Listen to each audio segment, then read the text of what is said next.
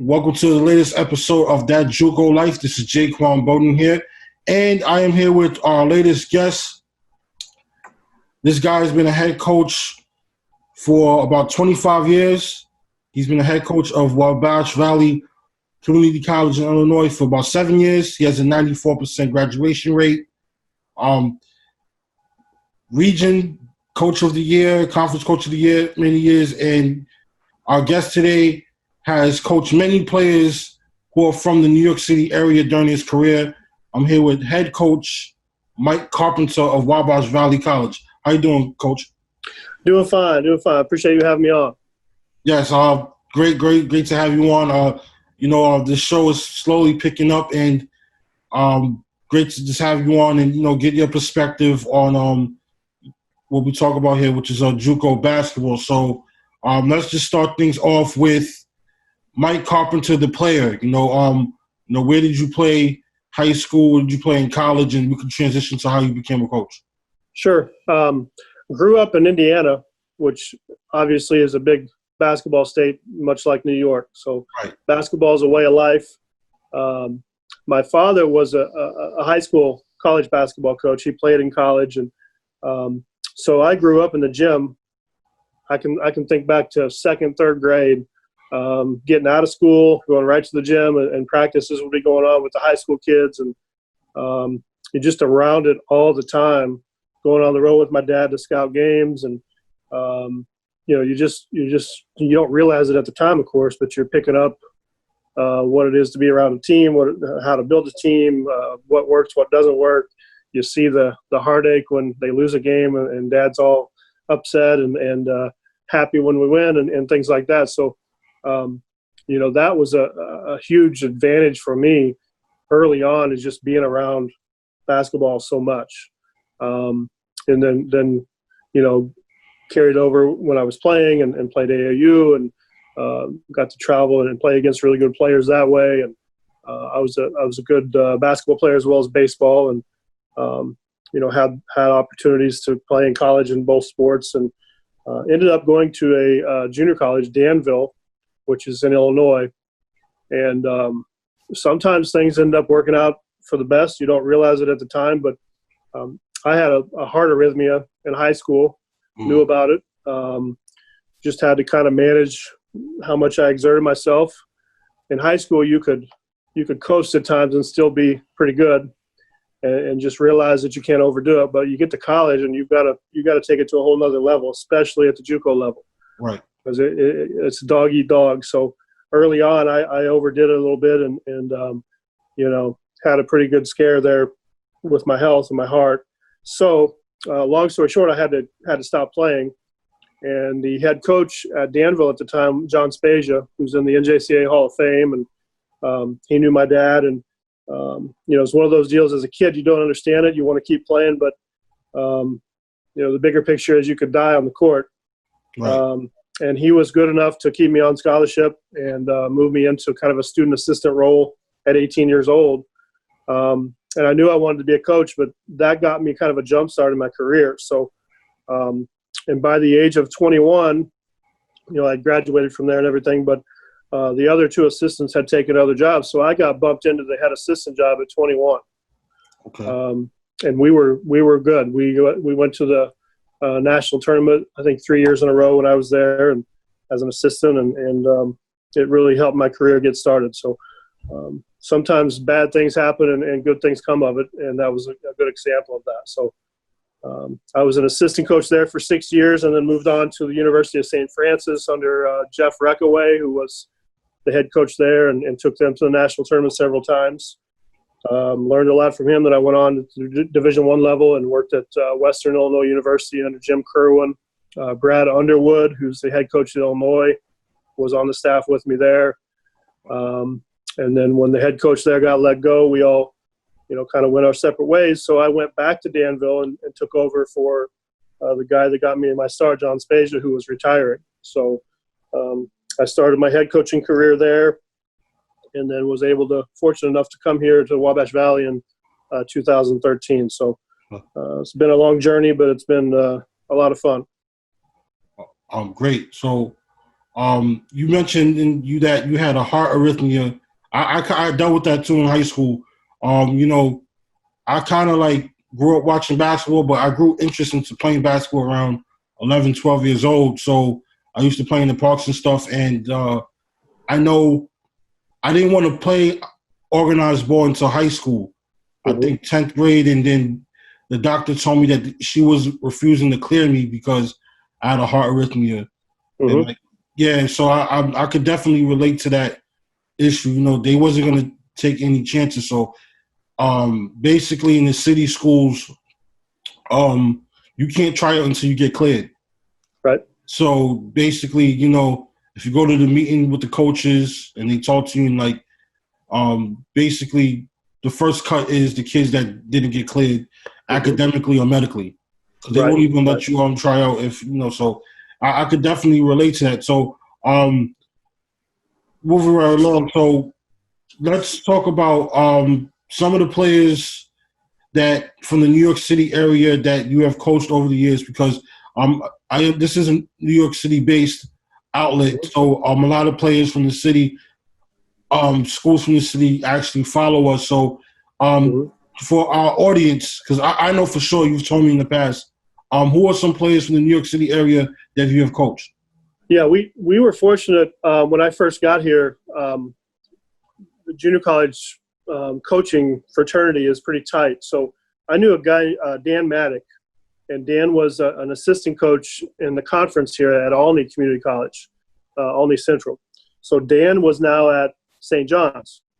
So, he had moved his way up. I think he went to Eastern Illinois and South Alabama, and then he went on to St. John's. So immediately when I got the job here, I went from being at a Division II junior college to now one of the elite Division I junior colleges in the country. We got to step up the recruiting. And so I called Dan. Dan got me hooked in with a really good guy, Steve Goldstein. And Steve is a guy that everybody knows in New York. A lot of people know him anyway. He's involved with the Juice All-Stars. Steve's an attorney there in New York City, but really is more the behind-the-scenes guy and helps a lot of kids out there. So Steve helped us out. We ended up signing Jaquan Lynch. He went by Sun. Was one of the better.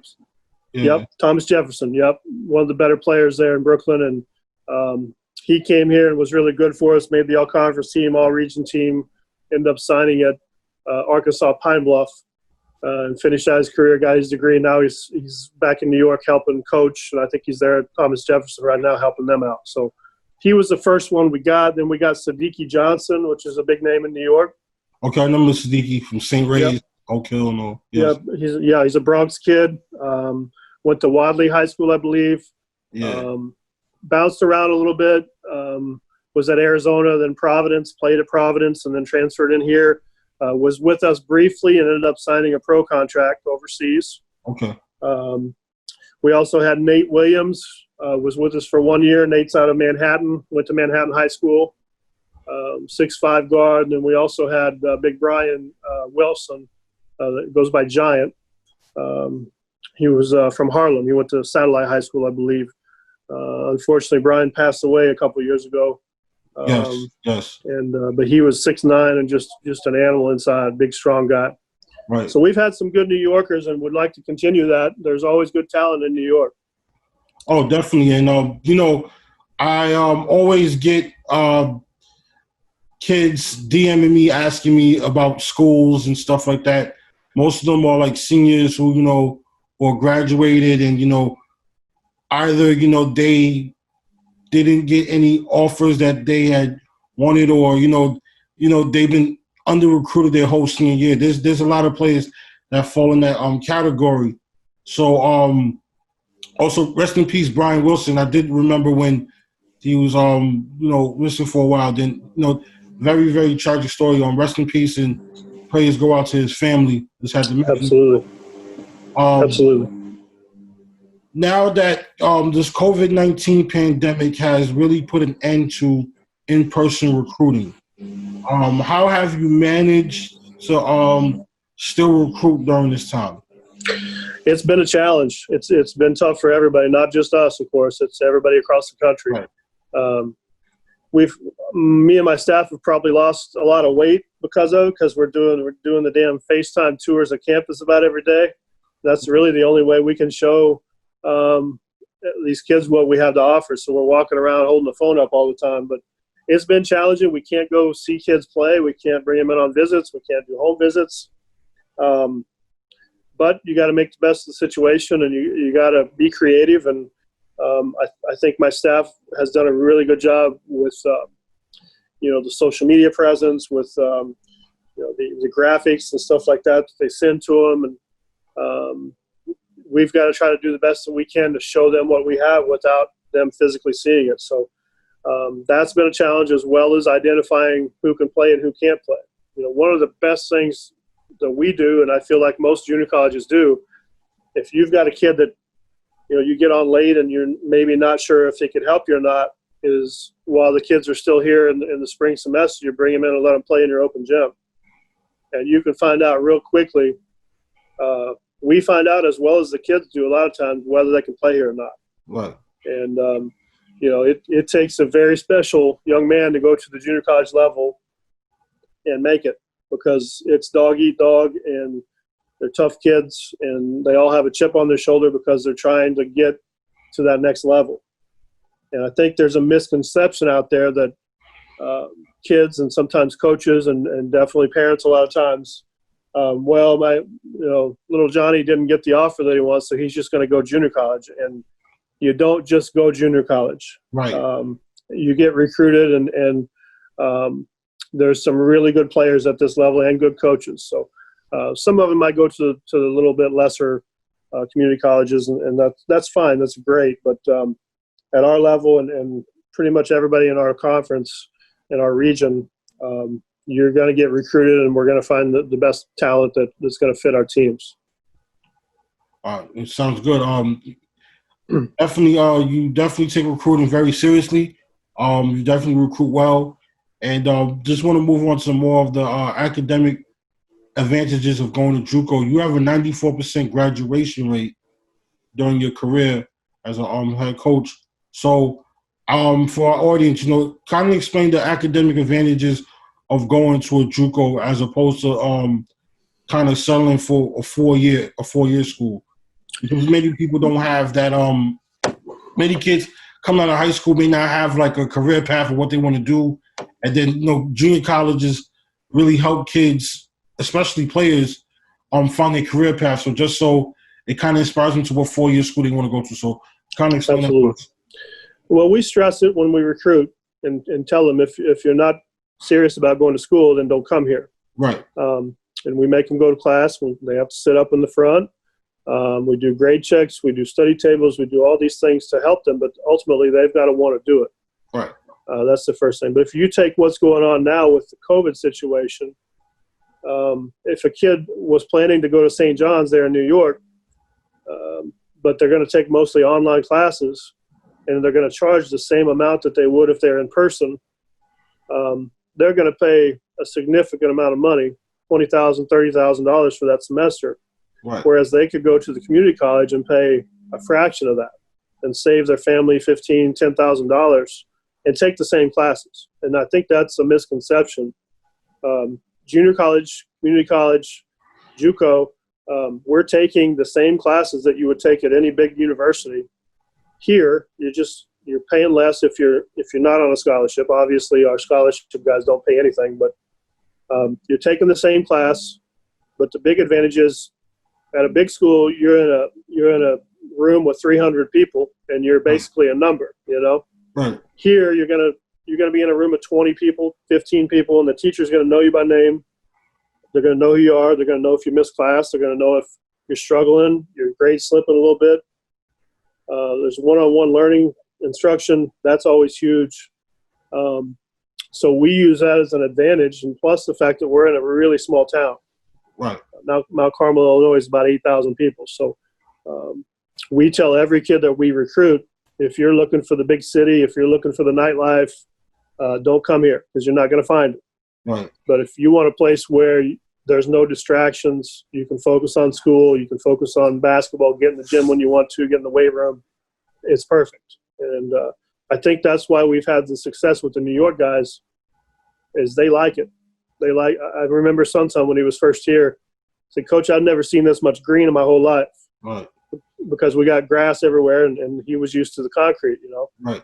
And funny story about him, we're going to our first road trip and, he's from Brooklyn and hadn't really been around the country very much. And there was cows out in the field when we're driving down the highway. And he said, Coach, they really be sleeping out there? I said, yeah, they just sleep out in the field.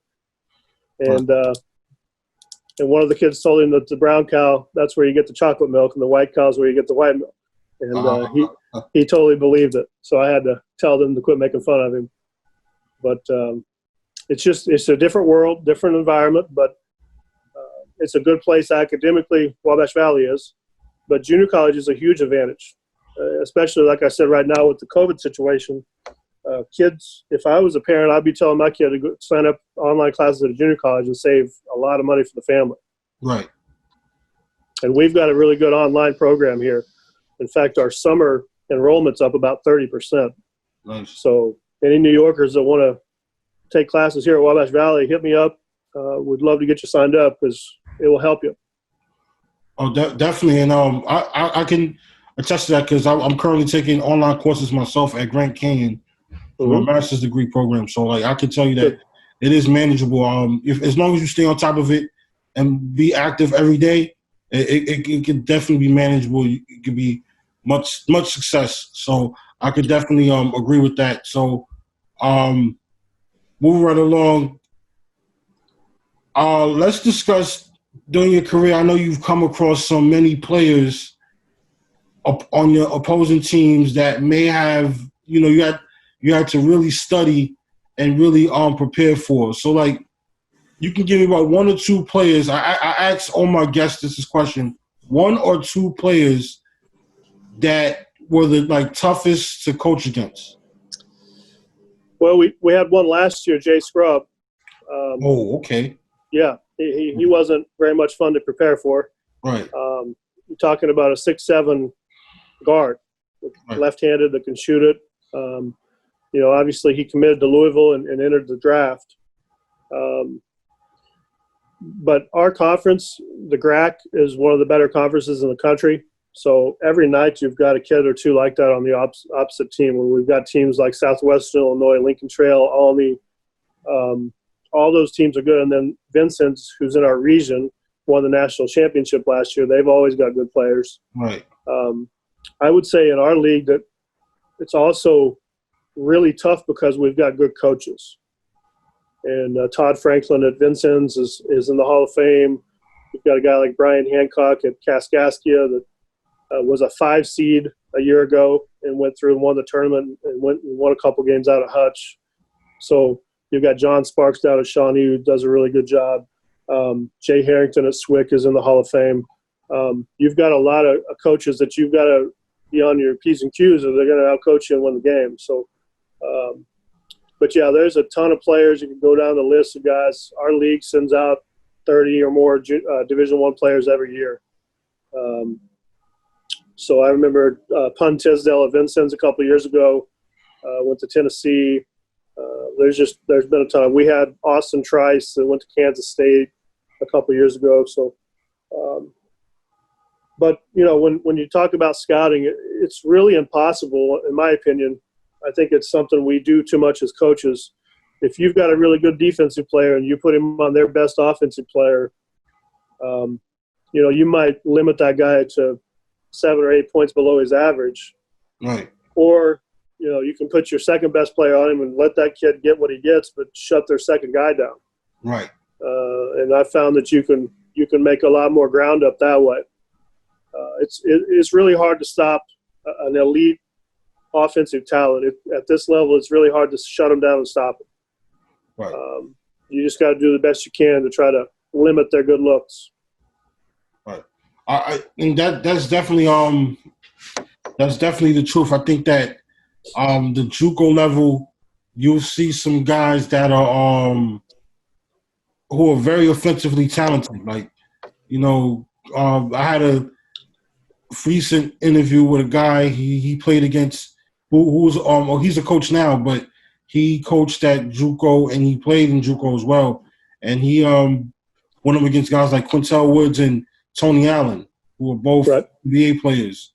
You know, I've met players who went up against Sam Cassell, the JUCO product. Went up against Nick Van Exel and them. So it's definitely a challenge, and I think that, you know, it's strategic. Like you said, you're either gonna shut him down and like leave him to, you know, less points than his average, or shut down everyone else. At the end of the day, it's a team sport. Absolutely. And Tony Allen actually played here at Wabash Valley. Okay. All right. Yeah. So he was a Chicago kid and transferred in here and played here and then went on to Oklahoma State. So Tony really wasn't known for his offensive skill. Now, everybody knew he was athletic as all get out. Right. Built. But he was a really good defensive player, a rebounder, and could score in transition. But he was on the same team here with Antoine Barber that went to Kentucky. Nice. And then got drafted too.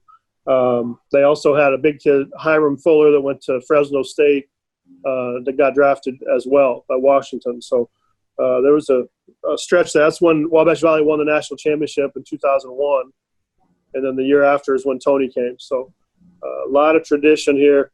And then in our league, you know, we played against Sean Marion, you know, from Vincennes, that obviously the Matrix, and was in the NBA for a long time. And he played under Dan Sparks. Dan was the coach there and in the Hall of Fame for years. Okay. And then when I was an assistant coach, we played against Steve Francis. Steve played at Allegheny there in Maryland. Allegheny, yeah. That was the second year.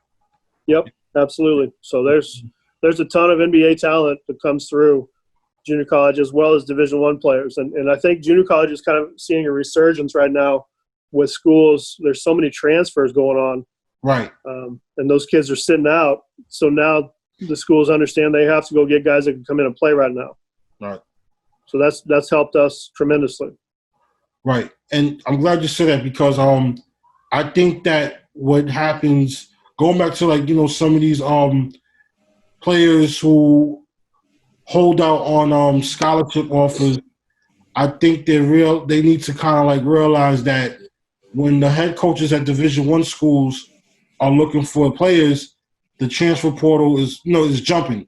So they're going to go get a transfer portal player, then the JUCO transfers before they, you know, high school seniors might be, depending on the coach, on the list, depending on where the coach at. If the coach, you know, is coming in and, you know, wants to start developing, he's early in his career, okay, I'm going to get a couple of, you know, high school upperclassmen. But if everybody's, you know, just about everybody's going for the fast track, because they got to protect their jobs at the end of the day. Right. It's fair. So I think kids got to understand, you know, go JUCO. There's nothing wrong with JUCO, because when it comes to getting recruited, your chances are higher of getting to the school that you want, because you'll be higher on the priority compared to everybody else. So, you know, thank you for mentioning that. So, going back to the COVID-19 situation, some schools, colleges, most likely, they're not going to have a season. They're shutting down their sports, or the schools are closing throughout because of the economic effect that COVID-19 has had on those schools. So, can you, like, just briefly talk to me about, like, where does Wabash Valley stand? You know, are you guys in good standing? How you guys have been preparing for, like, the reopening of the school? Yeah, I think it's different, of course, throughout the country in different regions and where you're at and how it's been affected. I can just speak on our behalf. We're planning on moving forward with fall sports. We're meeting on Friday with the NJCA. All the athletic directors are. They're going to basically dictate to us what they believe as far as reopening and the schedules. And the NJCA has done a really good job of keeping us informed. And they're gonna talk to us, and it's not really going to be a question and answer type thing. They're just going to say this is the plan for reopening. You know, athletics, sports is important, and you can see it across the country. There is a lot of pressure to restart sports because people miss it, and it's a big part of our society. Our big thing is we want to make sure we're doing it safely and effectively. not putting any of our student athletes or fans at risk when we do get back to playing again. So it's one of those deals that changes quite a bit ever since this started back in March to now. And, I just hope that everybody can open back up eventually. I know there's been some colleges cut athletics, but I know, speaking just about our school, athletics are very important here. Right. Obviously, the tradition that we have here, but our enrollment, probably 20% is from athletes. So if you take 25% of your enrollment away, that's a big deal. Right. Every employee takes away 25% of their paycheck. They're not going to like that. Right. So it's important for everybody that we get back again safely and effectively, and we're moving forward like that's going to happen. It's going to be different, and there may be obviously some changes with masks and temperature checks and disinfectant and stuff like that. But the fall sports is going to be the test run, and then once we get into basketball in November, December, hopefully we've got this virus under control. Right. Right. And I do hope the same too. So let's close things out here. Final question, what is some advice you have? Make this two parts. Like, what is some advice you have for, prospective athletes that are, looking for a school, who trying to, who may consider JUCO, and what is some advice you have for aspiring coaches out there who, to the coaching level? Sure. I would say the athletes first is you got to play hard every possession. I've walked out of gyms before 5 minutes into a game because the kid's being lazy. And right. We notice that stuff, and there's plenty of other kids out there we can take. We at the college level, we shouldn't have to coach effort, and most of us won't. Right. You're either going to play hard or you're not. If you're not going to play hard, we don't want you here. Obviously, talent is a huge deal. You got to have the talent. You got to be athletic enough. You got to be coachable. One big thing we look at is competitiveness. If you're not competitive, you're not going to make it. And those are some things we look at. And then as coaches, I think we have to adjust how we play to what we get.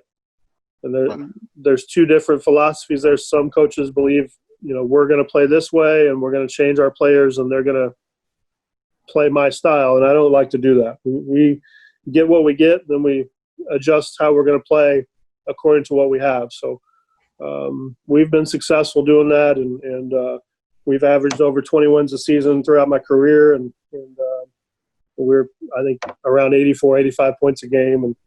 And we like to give our guys freedom offensively to make plays, but do it under control and share the ball.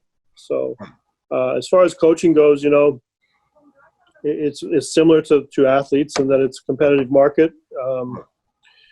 But if I'm looking to hire an assistant coach, I've got one right now that I hired because he kept bugging me and kept calling. And he was a graduate assistant at Texas under Shaka Smart. Okay. And I tell my assistants all the time, if we're not going to beg a kid to come here, the kid either wants to or he doesn't. But on the flip side, an assistant coach that's almost begging me to take him, that tells me that guy wants to be a coach and wants to work at it. So, now am I telling every coach to go out and beg for a job? No, but you got to do something that's going to set yourself apart because we get resumes and calls all the time. Right. And biggest thing with me is loyalty. You got to be a loyal guy to the program, to your staff, to the head coach, to, we're all in this together. So I've been on staffs before where you got one assistant trying to get the head job and he's trying to get players on his side, and heard some horror stories about situations like that. So work ethic, loyalty, ethics, honesty, those are all big things that I look for. I think everybody looks at different things, but it's a good business. If you get in it, you got to work your way up, though. And I think that's why we lose so many coaches is they see people on TV and they see what they're making, and you don't start out at that level. Right. If you do, you got real lucky. But My first coaching job, I made $1,600. Mm. So, you got to work your way up and grind a little bit. But if you stay at it, now I'm in a pretty good position, got a good job, and I'm the athletic director as well. And I'm at a place that cares about basketball, and all of our sports here at Wabash Valley are good. Our baseball team was number 1 in the country, had 5 players drafted last year, had 1 drafted this year. Women's basketball teams won 70 straight conference games. Right. Softball teams went to the national tournament 15 or more times. We've got volleyball. We've got women's soccer. So, we're always looking for talent. So if there's any young people out there that are looking for a school, find us on Twitter, hit us up, and we'd love to talk to you. All right. Sounds amazing. And definitely we'll advertise the school along with this episode which will be out very shortly. Once again, thank you for coming on our show today, Coach Carpenter. And just to let things know, once we're done with this recording, I'll let you know the further details of how we can get this published. I just need a couple things from you. But I thank you for being on the show. Continue to stay safe and healthy out here. And for Coach Mike Carpenter, Jaquan Bowden here, this episode of That JUCO Life. We're out. Peace.